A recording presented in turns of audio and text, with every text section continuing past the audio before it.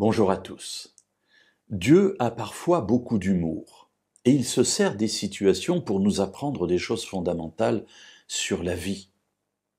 Alors un de ces épisodes se situe dans l'existence de Moïse. Moïse, ce grand serviteur de Dieu, celui qui a libéré le peuple d'Israël de l'esclavage de l'Égypte, n'a pas toujours été un chef. Il est né dans une famille et il a été abandonné au bout de 3 mois et la fille de Pharaon l'a recueilli.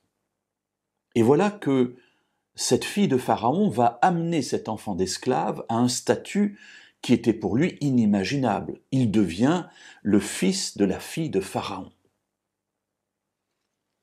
Elle va l'élever dans la connaissance de tous les secrets de l'Égypte. Et voilà qu'à un moment donné, il se retrouve là, face au peuple qui est son peuple, le peuple hébreu, peuple d'esclaves, lui étant un prince d'Égypte. Alors nous ne lirons pas dans le livre de l'Exode, mais nous lirons dans le livre des Actes le récit qui en est fait ici par Étienne. Actes chapitre 7, et nous lirons les versets 23 à 27 tout d'abord. Lorsqu'il eut 40 ans révolus, la pensée lui vint au cœur de visiter ses frères, les fils d'Israël. Il en vit un qu'on maltraitait, prit sa défense et vengea l'opprimé en frappant l'Égyptien.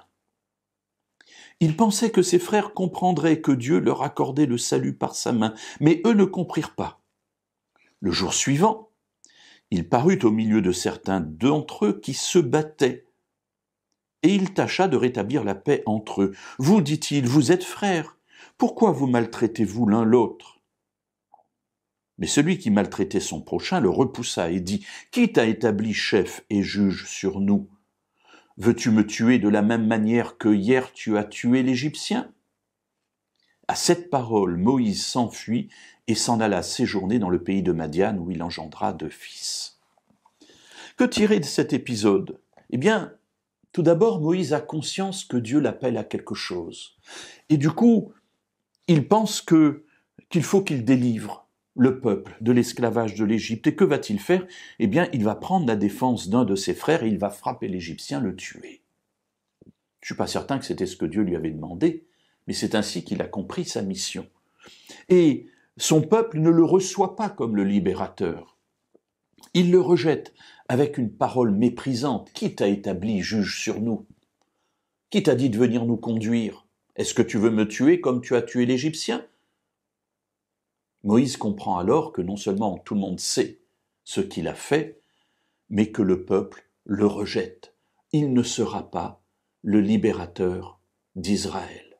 Alors il prend la fuite, il va dans le désert de Madian et là il fonde une famille. Nous verrons demain la suite de cette histoire.